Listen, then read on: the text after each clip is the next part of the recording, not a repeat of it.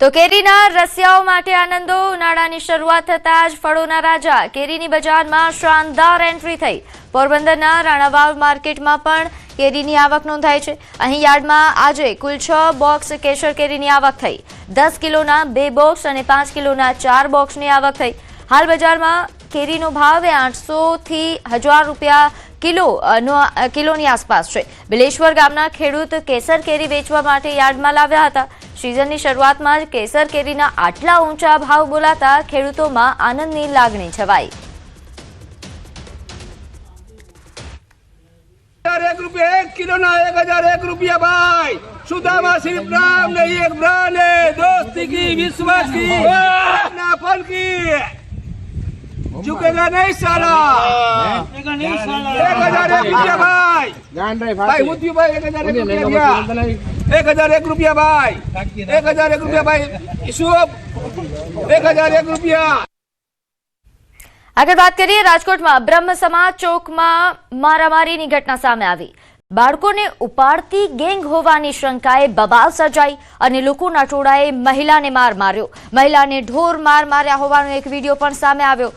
ગાંધીગ્રામ પોલીસે ઘટના સ્થળે પહોંચી તપાસ હાથ ધરી હતી અને તપાસ કરતા આ મહિલા ભિક્ષુક હોવાનું સામે આવ્યું। ગઈકાલની ઘટનાનો આ વિડીયો છે જે હાલ વાયરલ થઈ રહ્યો છે। તો બાળક ચોર ગેંગ હોવાની અફવાઓ ફેલાતા અહીં બવાલ સર્જાઈ હતી।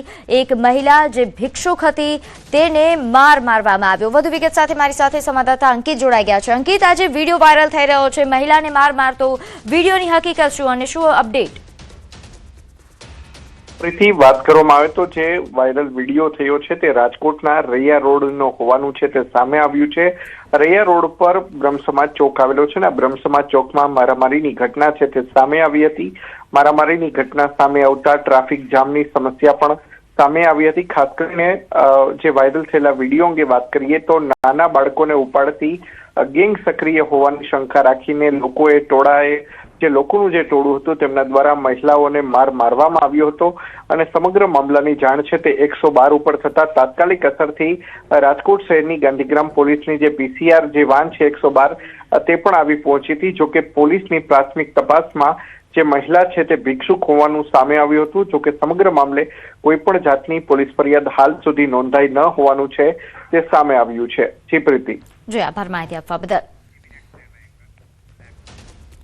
તો સુરતમાં ધૂળેટીના બહાને મહિલા પર હુમલો થયો। કતારગામ વિસ્તારમાં મારામારીની ઘટના બની, જ્યાં ટોળાએ મહિલાને લાકડી અને ધોકા વડે માર માર્યો। મહિલા પર પાણીના પાઉચ ફેંકવા બાબતે બવાલ થઈ હતી।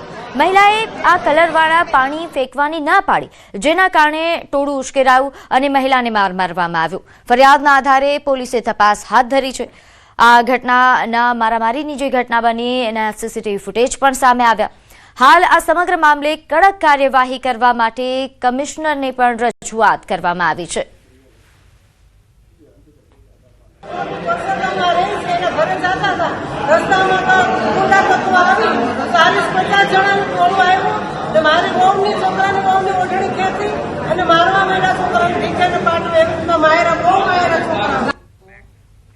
તો નવસારીના ગણદેવીમાં સ્કૂલમાં તાળાબંધી થઈ। અહીં કલવાજ ગામે પ્રાથમિક શાળાને તાળાબંધી કરવામાં આવી। શાળામાં શિક્ષણ બાબતે બેદરકારી દાખવતા શિક્ષિકાના બદલીની માંગ થઈ રહી છે। શિક્ષિકા વિરુદ્ધ અગાઉ પણ 2 વખત તાળાબંધી અહીં ગ્રામજનો કરી ચૂક્યા છે। જિલ્લા પ્રાથમિક શિક્ષણ અધિકારીએ શિક્ષિકાની બદલી માટે આશ્વાસન આપ્યું હતું। અનેક રજૂઆતો છતાં શિક્ષિકાની બદલી ન થતા ગ્રામજનો આકરા પાણીએ થયા છે અને ગ્રામજનોએ પોતાના બાળકોને તો શાળામાં ન મોકલ્યા, પરંતુ શાળાના અન્ય શિક્ષકોને પણ શાળામાં જતા અટકાવ્યા હતા। 6 મહિના વીત્યા બાદ પણ મહિલા શિક્ષિકાના વર્તનમાં કોઈ સુધારો ન આવ્યો કે ન એમની બદલી થઈ, જેને લઈને આ ગ્રામજનો દ્વારા તાળાબંધી થઈ। રૂપાબેન મોહનભાઈ પટેલ જે સિનિયર શિક્ષિકા તરીકે આ શાળાની અંદર એમની ટ્રાન્સફર કરવામાં આવી ડુવાડાથી અને તેઓ વિદ્યાર્થીઓના ભવિષ્ય સાથે ચેડા કરી રહ્યા હોય એવું અમને લાગી રહ્યું છે। હવે અમારે રૂપાબેનની બદલી જ્યાં સુધી થાય નહીં ત્યાં સુધી અમે તાળું ખોલવાના નથી। બદલી કરવાનું મુખ્ય કારણ છે કે છોકરાને ભણાવતી નથી ને આગળ બી એ છ મહિના આવી ગઈ હતી અમારે ત્યાં, ત્યારે બી કોઈ ભણવામાં એને ઇન્ટરેસ્ટ હતો નહીં. હાલની તારીખે એવો કોઈ ભણવામાં ઇન્ટરેસ્ટ છે જ નથી એને.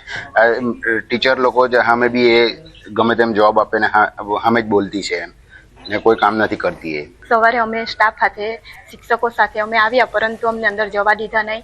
અને એમને જ્યારે પૂછવામાં આવ્યું ત્યારે એમણે જણાવ્યું, એસએમસીના સભ્યોએ જણાવ્યું કે અમે આજે બાળકોને પણ મોકલવાના નથી અને તમને પણ અંદર જવા દેવાના નથી.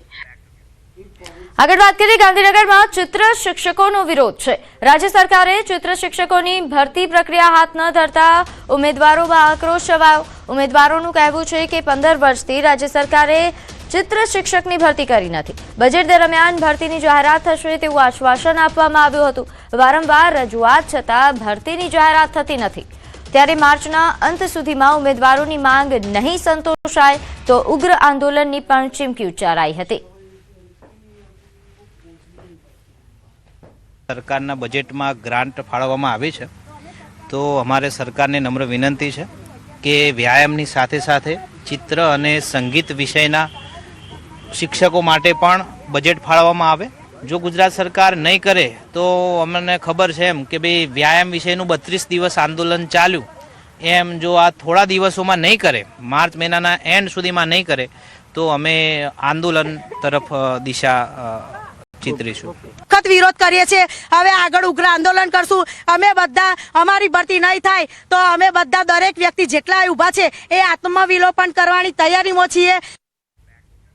આગળ વાત કરીએ, 4 રાજ્યોમાં ઘરફોડ ચોરી કરનાર ચોર આખરે સકંજામાં આવ્યો છે. મહારાષ્ટ્રના નંદુબાર પોલીસે આરોપીને દબોચ્યો.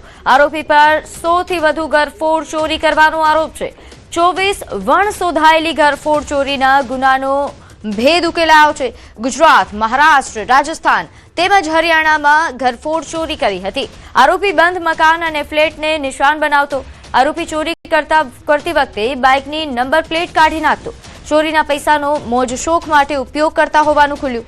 કોઈને શંકા ન જાય તે માટે વ્યવસ્થિત કપડાં અને હેલ્મેટ પહેરીને રેકી કરતો. પોલીસે આરોપી પાસેથી 15,55,000 થી વધુનો મુદ્દામાલ જપ્ત કર્યો છે. પોલીસે આરોપી જીમી ઉર્ફે દીપક શર્માની ધરપકડ કરી. તો આ ચોર છે જેણે 4 જેટલા રાજ્યોમાં ઘરફોડ ચોરીને અંજામ આપ્યો છે. આખરે આ ચોરને દબોચી લેવામાં આવ્યો છે. આગળ વાત કરીએ, અમદાવાદમાં એસવીપી હોસ્પિટલમાં મહિલાના મોતનો મામલો. અમદાવાદ મ્યુનિસિપલ કોર્પોરેશનના વિપક્ષના નેતા શહેજાદ ખાન પઠાણે હોસ્પિટલનો ઘેરાવ કર્યો. એસવીપી હોસ્પિટલના ડોક્ટરો અને સત્તાધીશો પર ગંભીર આરોપ લગાવ્યા. એસવીપી હોસ્પિટલની મોટી બેદરકારી હોવાનું તેમણે જણાવ્યું. તેમજ કેટલાક ડોક્ટરો દાદાગીરી કરતા હોવાનો પણ આક્ષેપ કર્યો છે.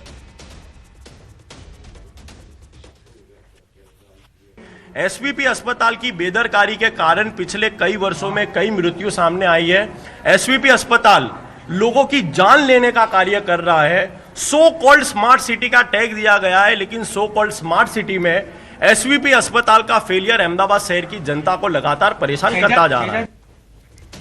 શહેજાદ પઠાણ અને મૃતકની દીકરીના આક્ષેપોને એસવીપીએ નકાર્યા. એસવીપી હોસ્પિટલના સુપ્રિન્ટેન્ડન્ટ સંજય ત્રિપાઠીનું નિવેદન સામે આવ્યું છે. તેમણે કહ્યું કે કોઈ બેદરકારી નથી. મૃતકને ગંભીર ન્યુમોનિયા થયો હતો અને તેમને ઓક્સિજનની જરૂર હતી. દરેક સારવારની પરિવારને જાણ કરી હતી.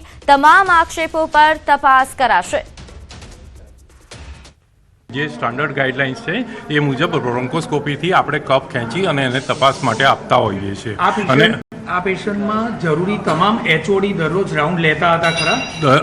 એચઓડી રેગ્યુલર રાઉન્ડ લેતા હતા અને દર્દી અને એમના સગાને રેગ્યુલરલી બ્રીફ કરવામાં આવેલું છે. એ રેગ્યુલર રાઉન્ડ લેતા હતા અને દર્દી અને એમના સગાને રેગ્યુલરલી બ્રીફ કરવામાં. દાવો ખોટો છે કે નહીં એના માટે અમે તપાસ પણ હવે નીમવાના છે. એમના એક જે આક્ષેપો છે એના માટે વિગતે તપાસ કરવાના છે અને ડેપ્યુટી કમિશનર શ્રીએ પણ આ બાબતે સૂચના આપવામાં આવેલી છે.